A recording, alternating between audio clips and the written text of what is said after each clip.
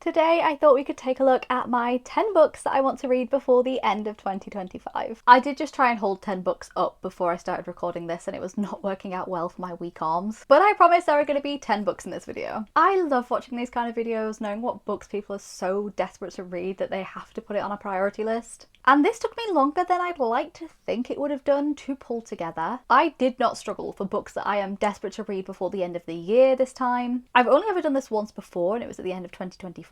That one I found much more difficult. There wasn't really much I felt a true urgency to read. But these are books that I actually feel like I am missing out on something by not having read yet. Before we dive into them, make sure you are subscribed if you aren't already. I am trying my hardest to resurrect my long form content. So every time one of you guys subscribes and lets me know that you like this form of content, makes me want to make more. And also, before I dive into my list, let me know what is on your list of 10 before the end in the comments below. I don't know where to start with these. Okay, first on my list is Eldritch by Kerry Lake. This is book 2 in the Eating Woods series. I think this was originally a duology, but I don't know if there's now going to be more books in this world. I am actually currently reading, and I have just started it. I'm about 10% into book 1, Anathema. I have really enjoyed the Kerry Lake that I've read previously, and I have been dying to get around to her gothic romantic fantasy series. The one I've previously read and really loved was Nocticardia. That one is more dark academia gothic romance, and I really loved that one. It has taken me longer than it should have done to dive into the Eating Woods series. I will say I had a feeling that I was going to really love this one, and I am having a good time with book 1 so far. So this is kind of a preemptive. I have a feeling I'm going to finish book 1 and be really thirsty to immediately dive into book 2. A lot of people that I saw read book 1 when they finished it were so mad they had to wait a bit to get their hands on book 2, and I think that's maybe what put me off reading it for a little while. I wanted book 2 to be in my grabby hands before I dived into it. This one feels like a bit of a no-brainer. I think I will absolutely get round to reading this. It probably didn't need to be on this list, but I like to feel a sense of accomplishment, so I've added on a title I'm pretty confident I'm going to get to really soon, just so I have something to tick off. If you haven't heard of this series before, it is a fantasy romance that is dark and gothic and has some spice. I am really enjoying how atmospheric it is at the moment, and I think if you like books like One Dark Window, but you also like spicier books and you wanted that to have more heat and tension, I think you will enjoy these. Having said that, book 1 is a slow burn, so I'm basing that purely off my experience with other Kerry Lake books, because I haven't actually got to any spice in this one, but I have heard it's coming. Obviously, if you're wanting to pick this one up too, then start with book 1, Anathema, and that is available in paperback. It's recently been picked up by Penguin actually, or it's also available in audiobook, and I think it's on Kindle Unlimited as well. And then obviously you can join me by diving into Eldritch. The next book is a book that is starting to feel like a crime that I haven't read it yet. It feels like criminal activity, and that is Quicksilver by Callie Hart. I don't really have any reasons for why I haven't read this yet, only other than the fact that again I've been waiting till we get a bit closer to the release of Brimstone, which is book 2. However, I heard the hype for this book when it was indie. I did get a review copy. I have had multiple editions of the hardback because we've had 2 different cover designs, and actually there is a very specific piece of character art that the author shared the other day which has bumped this right to the top of my priority TBR. I've been trying this year to focus more on series that are completed because I had so many that have been left open because I've been waiting for books 2 or 3 or the rest of the series. So I thought I'd be kind to myself and give myself some closure with some of the series that I'm reading, which is probably the other reason that I haven't picked this one up quite yet. But the more I hear about this, the more character art I see. I picked up a lovely special edition from Lilac Libraries the other day. I now just need to read this. I feel like everybody else has read this and everybody else is in on some kind of secret that I don't know. I am seriously feeling like I'm on the outside looking in, or like I've been booted from the club. And the release of book 2 isn't too far away. In fact, it might be quite soon. I'm going to give you a read, and I really sincerely hope that this one lives up to all the hype that it gets. Also, I've seen obviously the snowflakes and icy designs in connection with this, so I'm hoping that it's going to be quite a good one for winter. Next up is another book that was originally independently released and has recently been picked up by a publisher. There's a theme going on here in the first 3 books of this video. This is The Wolf King by Lauren Palfreyman. I didn't actually hear too much about this until it was recently acquired by Wayward, who were kind enough to send me this gorgeous hardback tartan arc copy. The book comes out, I think, as I film this, like tomorrow, today. Maybe it's just come out or it's coming out this week at some point. So I'm keen to read and review this one for all of you guys whilst it's still brand new out, hopefully to help you decide whether this is one you want to be picking up or not. But I am expecting really good things about this one. I have seen a lot of creators whose reviews and thoughts about books usually align pretty well with my own, and they have really enjoyed this. I've had people in my DMs screaming at me about this one, and it looks like the kind of fantasy romance book that I am going to eat up. I believe book 2 is already available on Kindle Unlimited, correct me in the comments if I'm wrong, and it is already available for pre-order, and I think it comes out pretty soon after the release of book 1. This book is definitely already out in the world by the time you're watching this video. I love shifter-based romantasy, I love Scottish-inspired romantasy, I love gritty, moody alpha males in fantasy, and I've seen some character art from this one as well that looks delicious. So The Wolf King, I will be reading you before we go into 2026. This one is in the same veins as Quicksilver, in that I probably should have read it already. I feel like I'm not a part of the club, I feel like you all have a secret I'm not in on, and that is Metal Slinger by Rachel Schneider. This almost sounds like a copy and pasted reason for Quicksilver. This is a book that I haven't started because it's book 1 in a series and I've been trying to focus on completing some of my finished series, so I haven't got a bunch of rereading to do. It's one that I've seen so much hype and so many positive 5-star reviews about, which can sometimes scare me. Generally I don't let them sway me, but especially the hype that this book got. And I've heard that the ending has this huge twist that I'm now just going to be expecting the whole time. I have been really excited to read this book again since this was indie published. I promise not all of these books, maybe they were, oh my god, no they weren't. There is at least one in here that wasn't, but there is a running theme here. I think 9 of the 10, oh my god, no, 8 of the 10. We'll see. We'll get there. It's got to the point where I can't scroll on my Instagram or through my TikTok without seeing people raving about Metal Slinger again. I have a gorgeous special edition of it. In fact, I've got 2 gorgeous special editions of it now. And I want to join the club. I want to be in the know. I want to know what this twist at the end is. Somehow it hasn't been spoiled for me, and that's why this is on my 10 before the end. Next up is a new release that isn't out yet, but it might be out by the time you're seeing this video. It just come out really soon, and that is Hollow by Caroline Peckham and Susan Valenti. I love everything I have read from Caroline Peckham and Susan Valenti. I have read every single Zodiac Academy book and novella. I have read the entire Ruthless Boys of the Zodiac series. I've read Neverkeep, haven't got around to Echo 4 just yet. I've also enjoyed lots and lots of their contemporary romances, like the Kings of Quarantine series, the Harlequin Crew series, some of the other like dark romance, taboo romance duologies that they've done. They are one of my most read authors actually. Probably from the sheer amount of books that they have. So you can imagine my excitement when this got announced. This is a brand new fantasy book in a brand new world from the Twisted Sisters. It looks delicious. Again, I have a beautiful special edition of this pre-ordered. I find everything that they write to be highly addictive.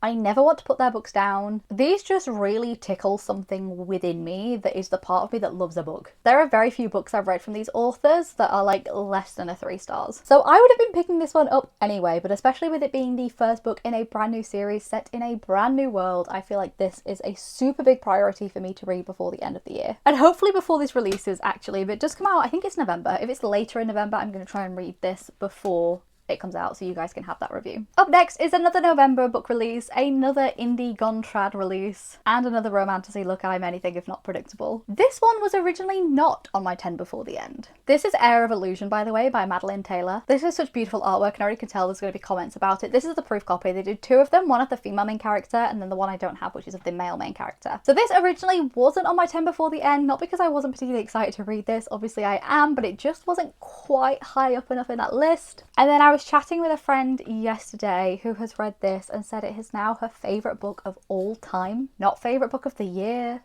not favourite book of the past 6 months, not favourite romantasy book even, just favourite book of all time. And now I'm looking at you with a different lens. I have to know what the hype's about. And whilst I think this one was originally independently published, this is actually the first time I have heard of this book. The author and this series isn't one that was familiar to me before I got sent the proof copy. So maybe I've been missing a trick here. Maybe people have been saying how wonderful this is for so long and I just haven't heard about it. Even as I film this, I don't know too much about the story of this book. I feel like nowadays I can definitely tell from a description or from the type of book whether I'm going to enjoy it or not, at least on like a basic level. And this one does seem like something I am going to devour. So congratulations to Air Illusion, you have been promoted into my 10 before the end. And you can thank the positive reviews I've seen of you. Also, I like to think that if I was in a fantasy book, this is what I might look like. So points to the publisher for sending me the one that looks a bit like me.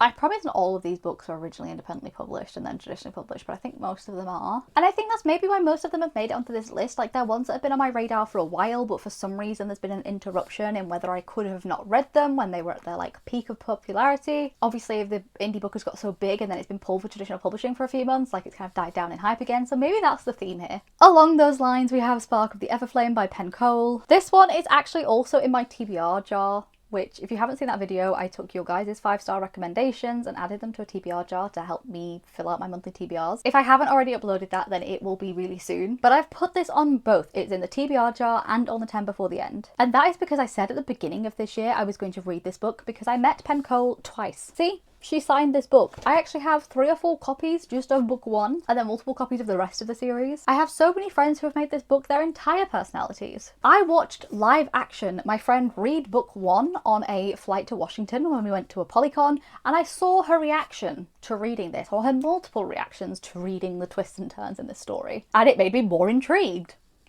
Have I read it yet? No. Why? Why not? Why have I not picked this up yet? I am determined to start this series. Again, this is one that I anticipate really enjoying. If I don't, I'm going to look a little silly because I have this whole series that's out so far in multiple editions. And I think when I do finally get around to reading this one, I'm going to make a lot of my friends very happy. I think we're on 7. We have 3 books to go. The next book isn't technically out until 2026. It is a February release. For some reason, there is a part of my brain that thinks this book has been published before, which is why I originally was like, oh, no, there's loads on this list that aren't. And then I was like, no, I do think this one might have been published before in some format. I'm not actually sure. If you know the answer to that question, leave it in the comments so we can all learn together. But that book is A Dark Forgetting by Kristen Ciccarelli. Now, if you have seen any of my content this year or last year or the year before, you probably know that I'm a huge Crimson Moth fan, or The Heartless Hunter if you're watching from the US. That is a duology that introduced me to this author, but they did have a backlog. In fact, I bought one of their other trilogies. I also have not got around to reading that one just yet. But this one is a February release from Harper Voyager. Whilst the Crimson Moth is a YA romantasy series, I believe this one is an adult, and I love every format of romantasy, you name it. I like YA, I like adult, I like monster romance, I like gothic fantasy romance, just all of the subgenres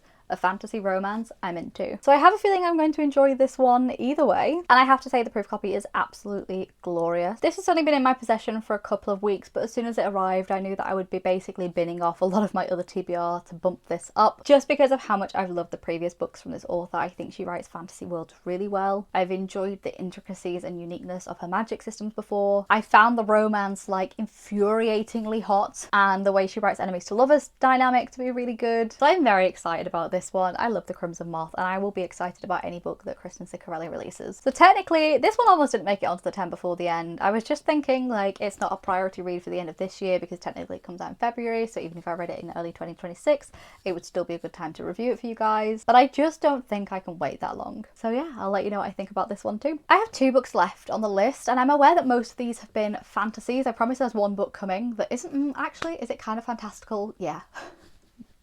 I take that back. One of these books I don't have in my possession yet, and that is because it's not out yet, but I'll try and put a screen grab somewhere on the screen. And that is Fallen City by Adrienne Young. I have previously discussed at length just how much I love Adrienne Young. Adrienne Young is one of my auto-buy authors, particularly for her adult like magical realism book. I'm talking Spells for Forgetting, A Sea of Unspoken Things, The Unmaking of June Farrow. Those ones to me are the perfect autumnal atmospheric standalone kind of contemporary fantasy, like set in our world with smaller elements of everyday magic. I adore those, if you can't tell. Those are all 5-star reads. I will be reading those books until the day I die. I feel like a lesser known fact about me is I also love Adrienne Young's YA fantasy. I'm talking Fable, Namesake and Saint, and Ties and Drift and that world. And I've also read and enjoyed Sky in the Deep. I haven't read The Girl the Sea Gave Back yet or The Last Legacy, but I think of everything Adrienne Young has released, it is just those 2 that I haven't read yet. So colour me stoked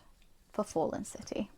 I have intentionally not looked up anything on this one because I have that strong of a feeling that I'm going to enjoy it. I don't want to be influenced or see anything about it. I just need to experience this in like the purest way.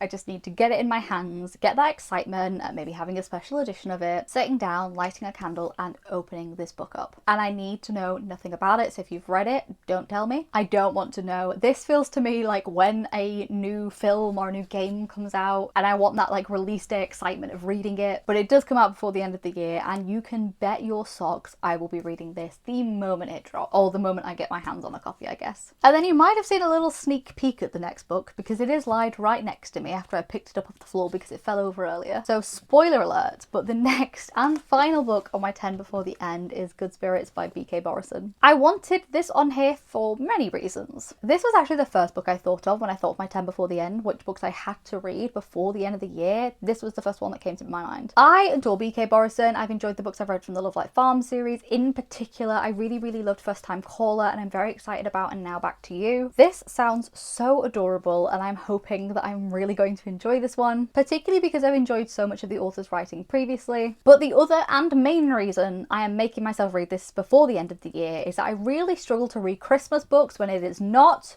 Christmas. I don't know what it is. I know some people can do it, but I know for a fact if I don't read this before the end of December, this isn't getting read until December 2026. I can't wait a whole other year to read this. I've already had my eye on this for about 4 months. This happened to me last year with the Caraval Christmas novella. I'm going to try and read that this year, I guess, but it's going to be a very short time frame. I've got very excited about reading this in the festive season to start feeling really super Christmassy, but if I don't read it in those few weeks, then it's not getting read for a whole other year. If you're looking for a festive romance, then I would absolutely recommend this one. I think it looks fantastic. He is the ghost of Christmas past, and I think she works in like a Christmas ornament store. I'm telling a lie, she's an antique shop owner. I knew she worked in some kind of like cool shop. But here is this man with his mustache and this sweet but slightly eccentric female main character. I just think this is going to be such an enjoyable read in December with a hot chocolate and maybe like a nice Christmas playlist on in the background. And that's it. Those are the 10 books I want to read before the end of 2025. Let me know if we have any in common. Are there any books I spoke about that is also on your list? And let me know if there's any major ones that you think I missed off. Thanks once again for watching, and don't forget before you leave today to make sure you have liked and subscribed, and I will see you in the next one.